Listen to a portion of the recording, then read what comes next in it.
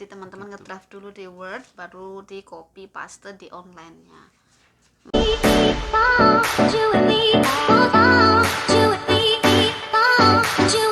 Warahmatullahi wabarakatuh. Jumpa lagi di channel PXD Parent Story. Kali ini kita akan membahas tentang Australia Award Scholarship ya teman-teman. Australia Award Scholarship ini adalah suatu beasiswa yang sangat bergengsi yang ditujukan untuk master dan PhD di Australia. AAS ini, atau dulu namanya ADS, sekarang namanya AAS.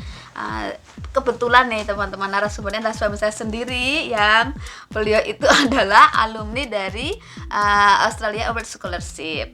Silahkan perkenalan diri Pak suami.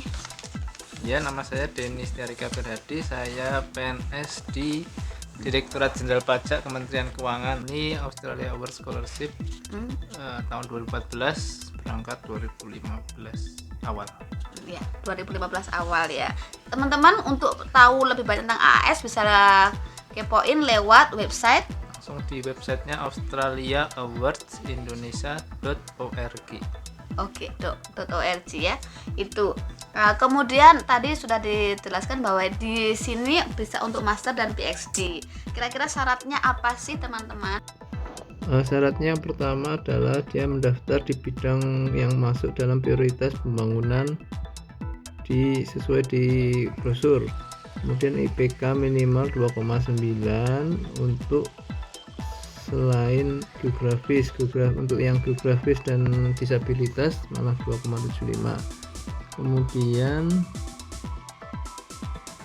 untuk bahasa Inggrisnya adalah IELTS-nya 5,5, TOEFL-nya 525. Untuk yang geografi bisa lebih rendah, yaitu 5 atau 500 TOEFL-nya.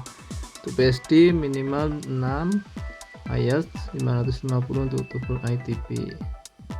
Tentang beasiswa Australia Award atau tentang skema Australia Award Indonesia, ini secara umum ada dua jenis tawaran di Australia Awards. Yang pertama short term atau jangka pendek, cuma sebentar, 3-6 bulan pelatihan. Oh, cuma 3-6 bulan. Sama yang long term, yang untuk S2 dan S3 ini yang long term. Long term ini 2 tahun dan 4 tahun untuk PhD, 2 tahun untuk master. Masternya ada yang coursework kan itu isinya bagian besar adalah kuliah, sedangkan ada juga master by research. Master by research berarti harus ada tesis, ada penelitian. Kalau yang coursework itu cuma mini tesis. Oke. Jadi bisa short term ya, kita semuanya long term. Bisa short term teman-teman. Oke.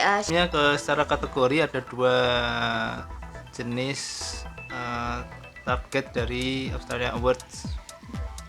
Australia Award beasiswa ini.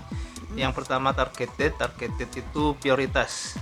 Ada yaitu yang berjenis kelamin perempuan, kemudian penyandang disabilitas, sama yang ber-KTP di wilayah Aceh, Nusa Tenggara Timur, Nusa Tenggara Barat, Maluku, dan Papua. Jadi kayak lebih kayak LPDP ya. LPDP kan ada juga yang seperti itu. Memang karena sesuai dengan target pendidikan di negara Indonesia kan mau memajukan daerah-daerah yang tertinggal timur, atau yang timur, atau yang kurang berkembang. Oke. Pertama adalah kita harus punya TOEFL atau IELTS. TOEFL-nya tadi 525 untuk 525 master, atau IELTS-nya 5,5. Dan untuk yang PhD lebih tinggi, TOEFL-nya 550 atau IELTS-nya 6. Kemudian WNI, IPK-nya kalau yang untuk orang umum itu 2,9 minimalnya. Kalau yang penyandang disabilitas minimal 2,75. Oke, jadi teman-teman yang IPK-nya kurang dari 3 jangan berkecil hati. Ini bisa dicoba karena 2,9 aja bisa masuk begitu, bisa lolos administrasi. Jarang loh teman-teman yang beasiswa yang IPK-nya di bawah 2,3 itu bisa terakomodir begitu. Kemudian proses seleksinya ya, gimana ya waktu itu? Dari proses daftar sampai diterima, sampai ada KN dulu ada pelatihan bahasa ya. Coba ya diceritakan. Secara umum proses pendaftarannya, proses seleksinya, tahapan pertama itu adalah tahapan seleksi administrasi. Seleksi administrasi itu kita mengisi atau mendaftar di website yang ada di australiaawards.org itu. Kalau nggak salah Krikos atau apa ya, itu daftar di situ dulu, kemudian setelah itu melengkapi formulir. Setelah mendaftar nanti dapat nomor itu nanti dimasukkan di formulir. Mengisi formulir itu isinya ada biodata pribadi, kemudian motivasi, kemudian kalau yang mau riset berarti dia harus punya semacam proposal riset untuk apa yang mau dikerjakan di Australia nanti. Dan tipsnya ketika mengisi formulir itu adalah usahakan dari motivasi pribadi. Ya mungkin mengambil inspirasi dari orang lain nggak apa-apa, tapi ketika ngisi kalau bisa dengan bahasa sendiri sehingga lebih menjiwai dengan formulirnya. Ketika wawancara nanti tidak jauh berbeda. Isi online. Oh, ini online. Jadi teman-teman kalau bisa ngedraft dulu kali ya, ngedraft dulu di PD Word ya, itu terus mungkin di ini copy. Ketika sebelum ngisi udah coba-coba dulu, nanti jangan disubmit dulu, coba-coba isiannya apa aja toh. Oh ya, nanti kalau udah tahu di draft di offline, baru ketika sudah siap bisa baru. Jadi teman-teman ngedraft dulu di Word, baru di copy paste di online-nya untuk menghindari typo dan kesalahan gramatikal. Isinya dalam bahasa Inggris ya. Ya, oke. Setelah administrasinya lolos, kemudian ada proses berikutnya, yaitu proses interview dan tes IELTS. Karena emang untuk masuk ke sana ke universitas di Australia dokumen resminya IELTS. Jadinya proses interview Bukan TOEFL-nya tadi ya. TOEFL-nya cuma untuk administrasi awal. Aja. Setelah itu ketika wawancara, wawancaranya itu dengan bule 1 dan orang Indonesia 1. Oke. Tips wawancaranya ada? Wawancaranya kira-kira apa yang bisa meloloskan? Kalau seingat saya dulu itu yang pertanyaannya adalah motivasi, yang utama ya motivasi. Kemudian apa yang akan kenapa Anda memilih kuliah di Australia tidak di Indonesia, sedangkan di Indonesia sudah banyak. Saya kalau cuma mencari ilmu di Indonesia sudah banyak, kenapa harus ke Australia? Kemudian setelah lulus mau untuk apa ilmunya, bagaimana cara melakukan perubahan di Indonesia seperti itu. Oke teman-teman. Kemudian besaran dananya nih yang penting, berapa per bulan atau turunnya berapa lama? Karena ini beasiswa resmi dari pemerintah Australia, jadi kita kelebihannya adalah beasiswa ini sangat terjamin, maksudnya tidak perlu banyak administrasi yang harus dilakukan ketika kita kuliah. Kan kalau saya lihat teman-teman saya yang di sana LPDP atau apa itu kan dia tiap berapa bulan, tiap semester itu melakukan submit laporan perkembangan studi dan sebagainya. Ya, kalau Australia Awards ini semua sudah administrasi berjalan di awal saja. Di awal semua dilengkapi, kita bawa ijazah, bawa apa dari Indonesia, di sana sudah ada petugasnya, tinggal input, siapkan rekening, bikin rekening, nanti akan ditransfer otomatis tiap bulan, tiap 2 mingguan. Dananya sekitar 2.300 per 2 minggunya, berarti 1.150. Oke, berarti per bulan 2.300 dolar dibayarnya Australia 2 minggu ya? sekali. Oke, termasuk sudah untuk keluarga atau belum itu? Kalau bawa keluarga apa sendirian jumlahnya nggak ada perbedaan. Oh, nggak ada untuk perbedaan. Asuransi kesehatan sudah ditanggung untuk awardinya, sedangkan untuk keluarga nanti perlu menyiapkan dana sendiri.